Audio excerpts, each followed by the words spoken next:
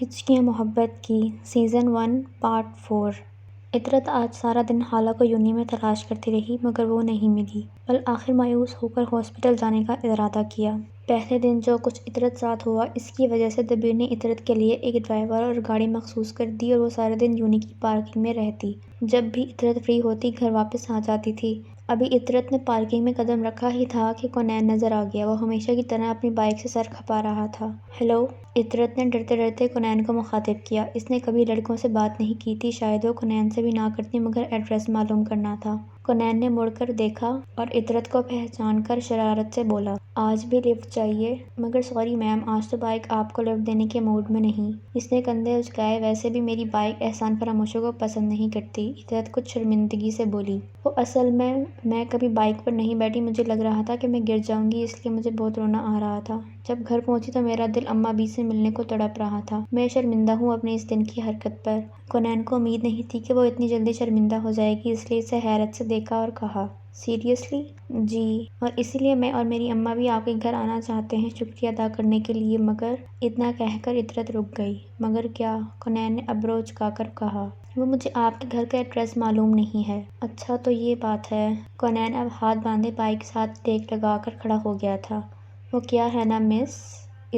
عطرت نے اپنا نام بتایا۔ جی، مس عطرت۔ یہ جو آپ کی اتنی لمبی چوڑی گاڑی ہے یہ ہمارے محلے میں داخل نہیں ہو سکے گی اور آپ کو پیدل چلنا پڑے گا، جس کی وجہ سے آپ کو پھر رونے کا دورہ پڑ سکتا ہے، اس لیے میں نے آپ کا شکریہ قبول کیا۔ گھر آنے کی ضرورت نہیں، کونین نے کہتے ہوئے پھر بائیک پکڑ کر کک لگائی۔ مگر مجھے تو حالہ بھی کا شکریہ ادا کرنا ہے، عطرت نے کونین کو جاتے دیکھ کر جلدی سے اونچی آواز میں کہا۔ کونین نے کانوں پر ہاتھ رکھتے ہوئے کہا، مس جی میں سنتا ہوں، بہرا نہیں، اور اب سیدھا ہو کر کڑے تیوروں سے عطرت سے مخاطب ہوا۔ بائیک میں چلا رہا تھا، حالہ بھی نہیں، شکریہ صرف میرا بنتا ہے، وہ میں نے قبول کیا، اب کیوں گھر جانے کی ضد کر رہی ہیں؟ میں خود حالہ بھی کا شکریہ ادا کرنا چاہتی ہوں اور پکا نہیں رہوں گی۔ عطرت نے مسکین شکل بنا کر کونین کی طرف دیکھا۔ کونین کو ہنسی آئی مگر وہ دبا گیا۔ ٹھیک ہے، آپ ایڈریس نوٹ کریں۔ دبیر آج صبح جلدی آفس آ گیا تھا کیونکہ وہ زریاب ساتھ رائگاں کے بارے میں بات کرنا چاہتا تھا۔ زریاب ابھی نہیں آیا تھا اور دبیر کمرے میں چکر کاٹ کاٹ کے تھک گیا تھا۔ زریاب کو کال کرتا ہوں، وہ بڑبڑایا، مگر ڈائل نمبر 1 پر پڑتے ہی حالہ کا خیال آ گیا۔ دبیر شرم کر کچھ، اس لڑکی کا شکریہ ہی بول دے۔ اس نے اپنے آپ کو سرزنش کرتے حالہ کو کال کی۔ تیسری بیل پر کال اٹینڈ ہو گئی۔ السلام علیکم،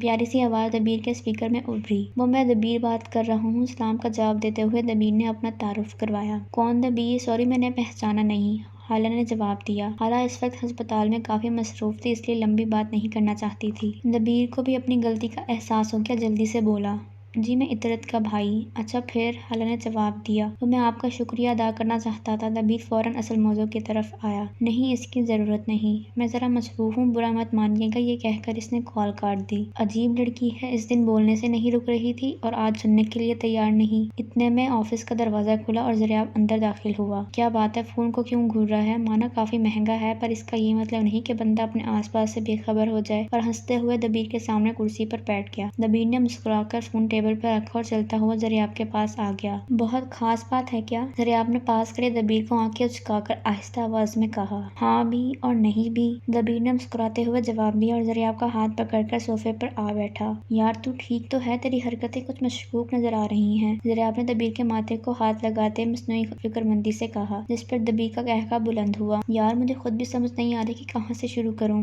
دبیر نے پرسوچ انداز میں کہا۔ جہاں مرضی سے شروع کر، میں سمجھ لوں گا، زریاب نے حوصلہ دیتے کہا۔ اچھا پھر وعدہ کر حنین کو نہیں بتائے گا کیونکہ وہ بہت ضد کرتا ہے، دبیر نے انتہائی سنجیدگی سے زریاب کو کہا۔ ٹھیک ہے تو بتا کیا بات ہے؟ اب میں الجھن کا شکار ہو رہا ہوں، زریاب نے اکتا کر کہا۔ پتہ یار جب تو گاؤں میں تھا تو، دبیر نے بتانا شروع کیا۔ نرمین کوریڈور سے گزر رہی تھی جب پیچھے سے حنین نے آواز دی، رک پڑھاکو رک، کیا بدتمیزی ہے، ساری زندگی ایسے ہی رہنا، نرمین نے خفگی سے پیچھے مڑ کر کہا اور آگے چل پڑی۔ اتنی دیر میں حنین بھی نرمین کے قریب پہنچ چکا تھا۔ اب حنین الٹے قدموں سے چل رہا تھا اور منہ نرمین کی طرف تھا، جبکہ نرمین سیدھی قدم اٹھا رہی تھی مگر منہ حنین کی طرف تھا۔ آرام سے بیٹھ کر بات سنو میری، حنین نے کہا۔ مجھے کچھ نہیں سننا، نرمین نے ناراضگی سے کہا۔ یار تیرے ساتھ مسئلہ کیا ہے؟ سوری بولی تو تھی نا، حنین نے یاد دلایا۔ ہاں جی، آپ کے احسانات یاد ہیں، مجھے پورا ہفتہ بیمار رہی ہوں، نرمین نے آہستہ سے جواب دیا۔ نرمین تجھے تو لڑنا بھی نہیں آتا، جتنا آہستہ تو غصہ میں بول رہی ہے اتنا تو میں سرگوشی میں بھی نہیں بولتا، اور ہنسنے لگ گیا جبکہ نرمین سنجیدہ تھی۔ حنین تم پلیز پلیز MBA کر لو نا۔ نرمین نے رک کر ایک ہاتھ اپنی کمر پر رکھا اور دوسرا ہاتھ جس میں فولڈر تھا حنین کے سر پر مارا۔ آؤچ! ظالم لڑکی، اتنے زور سے مارا ہے۔ ابھی ضیاء اور دبیر کہتے ہیں کہ تم معصوم ہو، حنین نے اپنا سر سہلاتے ہوئے نرمین سے کہا۔ اب وہ نرمین کے ساتھ قدم سے قدم ملا کر چل رہا تھا۔ نرمین نے فولڈر کو سینے سے لگا رکھا تھا۔ حنین پلیز کر لو نا MBA پلیز، نرمین نے نیچے دیکھتے ہوئے کہا۔ تیرے لیے میری جان بھی حاضر ہے مگر یہ MBA میرے بس کی بات نہیں۔ اتنا کہہ کر حنین نے گاڑی کی چابیاں اچھالی جو سیدھے اوپر لگے بلب پر لگیں اور ایک زوردار آواز کے ساتھ وہ زمین پہ گرا۔ اس کوریڈور میں سارے پروفیسرز کے کمرے تھے جہاں اسٹوڈنٹس کا آنا منع تھا۔ نرمین تو اپنے بابا سے ملنے آئی تھی مگر یہ حنین پتہ نہیں کہاں سے ٹپک پڑا تھا۔ بلب کے ٹوٹتے ہی وہ غائب ہو گیا تھا جبکہ تمام پروفیسر اپنے اپنے آفس کے دروازے میں کھڑے نرمین کو گھور رہے تھے۔ اس وقت نرمین یونی کے ایڈمنسٹریشن روم میں موجود تھی۔ سامنے 3 بڑے پروفیسرز اور ایک طرف نرمین کے بابا پروفیسر احمد مراد بیٹھے تھے۔ جی تو آپ کہہ رہی ہیں کہ آپ نے بلب نہیں توڑا؟ ایک پروفیسر نے طنزیہ نظروں سے نرمین کو دیکھا۔ سر میں بتا چکی ہوں کہ میں نے بلب نہیں توڑا، آپ یقین کیوں نہیں کرتے؟ نرمین بے چارگی سے بولی۔ اس نے کبھی گھر میں شرارت نہیں کی تو یونی میں کیا کرے گی؟ اب کی بار نرمین کے بابا نے پروفیسر سے مخاطب ہو کر کہا۔ سر آپ خاموش رہیں، یہ یونی کے ڈسپلن کا معاملہ ہے، ہمیں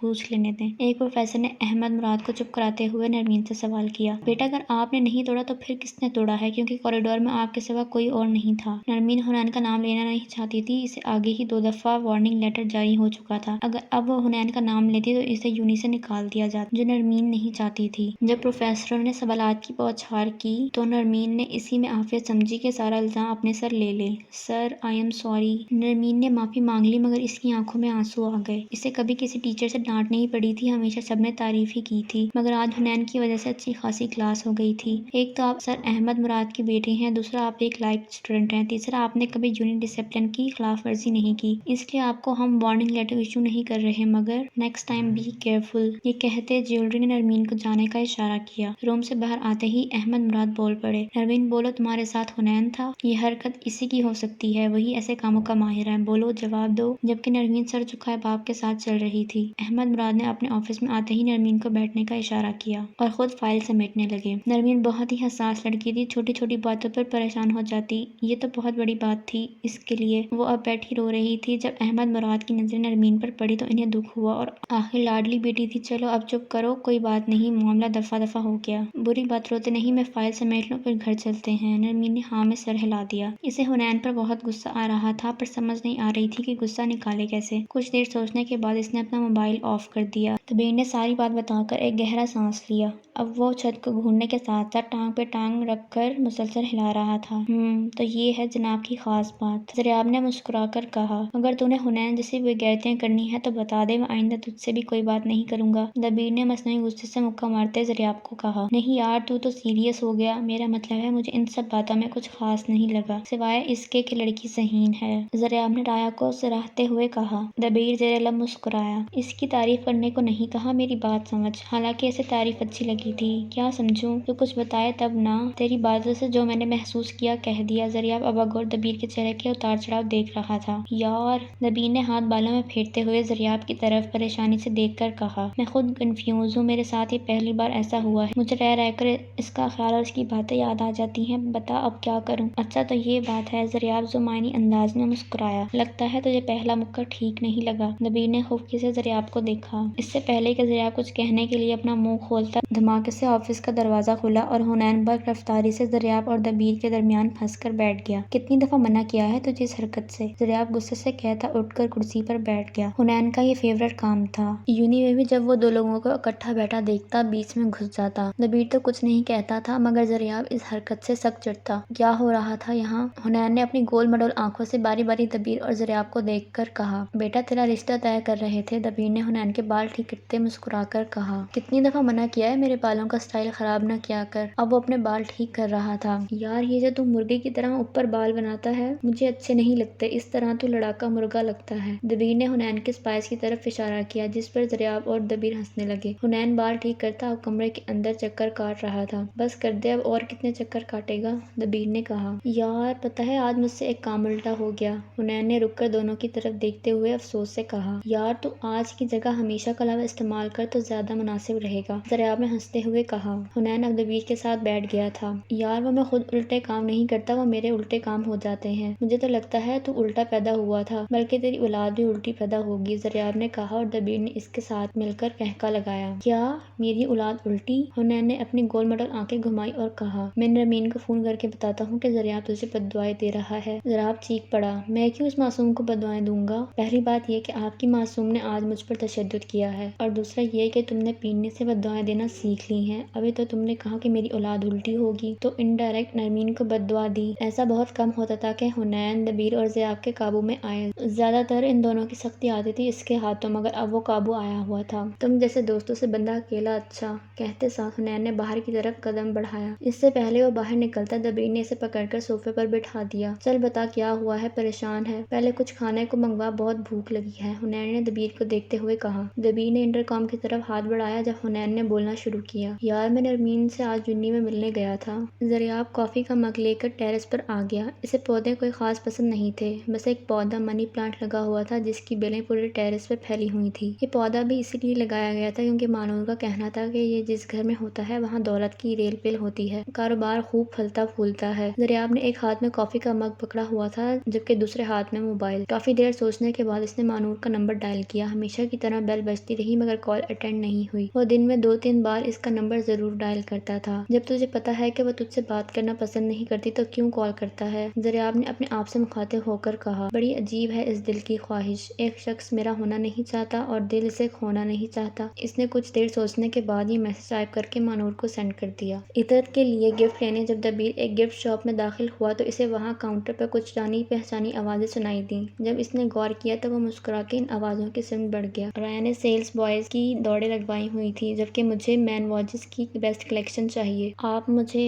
آڈیمارس، ویچیرون، پیٹیک، بلیک پین، چوپرڈ، رولیکس، ان برانڈز میں سے کسی کی بھی لیٹسٹ کلیکشن دکھائیں۔ دبیر نے رایا کو مخاطب کیا، ایکسکیوز می ڈاکٹر رایا۔ رایا نے مڑ کر دیکھا، کیا آپ میری گلاسز خریدنے میں مدد کریں گی؟ مجھے کوئی تجربہ نہیں ہے۔ دبیر گلاسز استعمال نہیں کرتا تھا، نہ ہی اسے گلاسز کا شوق تھا، بس رایا کو دیکھ کر اسے شرارت سوجی۔ وہ اس دن والا بدلہ لینا چاہتا تھا۔ جی کیوں نہیں؟ رایا نے انتہائی خوبصورت مسکراہٹ کے ساتھ حامی بھر لی۔ دبیر کے ذہن میں ایک بار پھر حنین کے الفاظ گونجے، اگر لڑکی بغیر وجہ کے مسکرائے تو سمجھو کچھ گڑبڑ ہے۔ مگر یہاں شاپ میں کیا گڑبڑ ہو سکتی ہے؟ دبیر نے سوچا۔ رایا نے شاپ کیپر کو Ray Ban, Oakley, Giorgio, Brooks Brothers, Polo Ralph Lauren brand کی گلاسز دکھانے کو کہا، ساتھ ہی ایک گھڑی کی طرف اشارہ کر کے اسے پیک کرنے کو کہا، اور اب وہ انتہائی انہماک کے ساتھ دبیر کے لیے گلاسز سلیکٹ کر رہی تھی۔ اس چیز سے بے نیاز کہ دبیر اس کی ہر حرکت کو نوٹ کر رہا تھا۔ یہ لڑکی کیا چیز ہے، کبھی بہت معصوم لگتی ہے، کبھی سنجیدہ، کبھی مغرور اور کبھی بہت زیادہ ہمدرد دوست۔ یہ کسی کو بھی متاثر کرنے کی صلاحیت رکھتی ہے، کم از کم میں اس سے متاثر ہوں۔ دبیر نے بظاہر رایا کو دیکھتے ہوئے دل میں اقرار کیا، یہ گلاسز میرے خیال سے بہترین ہیں، آپ یہ لے لیں۔ رایا نے مسکرا کر دبیر سے کہا، ٹھیک ہے آپ پیک کر دیں۔ شاپ کیپر سے مخاطب ہوتے دبیر نے اپنا کریڈٹ کارڈ والیٹ سے نکالا۔ آپ کا شکریہ ڈاکٹر رایا۔ دبیر نے مسکرا کر رایا کی طرف دیکھا، شکریہ کی کوئی بات نہیں، بس آپ میری سروسز کو پیمنٹ کر دیں۔ اب وہ سیریسلی مسکرا نہیں رہی تھی۔ کیا؟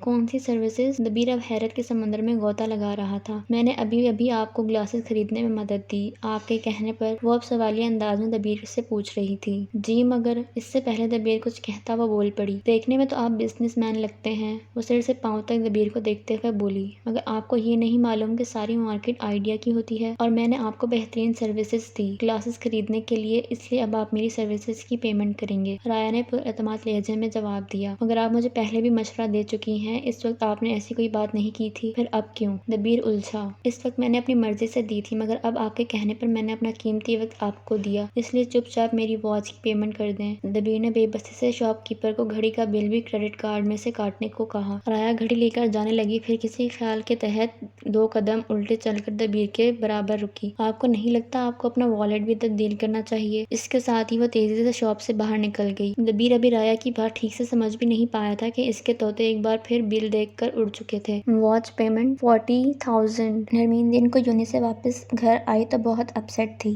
کھانا کھائے بغیر سو گئی۔ شام کے وقت اس کی آنکھ کھلی تو وہ حیران ہو گئی، اس وقت شام کے 5 بج رہے تھے۔ وہ فریش ہونے کے لیے الماری سے کپڑے نکالنے لگی، جب اس کی نظر الماری پر چپکے کاغذ پر پڑی تو مسکراہٹ خود بخود ہونٹوں کو چھو گئی۔ کپڑے چھوڑ کر موبائل آن کیا اور کپڑے لے کر فریش ہونے واش روم کی طرف بڑھنے ہی لگی تھی کہ میسج ٹون بجی۔ امید کے عین مطابق حنین کا میسج تھا، اچھا کیا جو بلاک نہیں کیا، ورنہ ورنہ بیبی تمہیں میری پرسنالٹی اور ایٹیٹیوڈ کا تو پتہ ہی ہے۔ پرسنالٹی تو ہے ہی، ایٹیٹیوڈ بھی لش ہے، تیری فرینڈ لسٹ سے زیادہ میری بلاک لسٹ میں رش ہے۔ نرمین نے مسکرا کر جواب سینڈ کیا۔ نرمین بچے تیری طبیعت ٹھیک نہیں ہے تو کیسی باتیں کر رہی ہے اور کس سے کر رہی ہے؟ اندازہ ہے تجھے؟ حنین کا حیرت بھرا جواب آیا۔ جی بالکل اندازہ ہے، میں نرمین احمد اپنے پورے ہوش و حواس میں حنین ملک سے بات کر رہی ہوں۔ تمہارا کیا خیال ہے صرف تمہاری پرسنالٹی اور ایٹیٹیوڈ ہے، باقی دنیا ان چیزوں سے بے نیاز ہے؟ نرمین نے جواب دیا۔ پہلے مجھے شک ہوا تھا مگر اب یقین ہے نرمین تو ٹھیک نہیں۔ آج کے واقعے نے تیرے ذہن پر بہت اثر کیا ہے۔ اداس ایموجی کے ساتھ حنین کا جواب آیا۔ حنین، یہ جو اللہ نے تمہیں اتنی بڑی بڑی گول مٹول اور الو جیسی آنکھیں دی ہیں، ان سے میرا میسج غور سے پڑھو۔ اگر تم نے یہ سیمسٹر کلیئر نہ کیا تو مجھے کچھ نہ کہنا، میں شادی کر کے کسی اور کے ساتھ چلی جاؤں گی۔ ویسے بھی بقول تمہارے میری عمر بہت زیادہ ہوتی جا رہی ہے۔ نرمین نے دھمکی آمیز لہجے میں حنین کے میسج کا جواب دیا۔ نرمین یار کیا ہوا ہے تمہیں؟ کیسی باتیں کر رہی ہو؟ جان لو گی میری۔ اب وہ شرارت پر اتر آیا تھا۔ ٹھیک ہے تمہاری مرضی ہے، 3 مہینے ہیں، کچھ کر سکتے ہو تو کر لو ورنہ میری شادی کی بریانی کھانے کے لیے تیار رہو۔ نرمین نے میسج ٹائپ کر کے موبائل رکھ دیا۔ کچھ دیر انتظار کرتی رہی مگر جب حنین کا جواب نہیں آیا تو کپڑے پکڑ کر واش روم کی طرف بڑھ گئی۔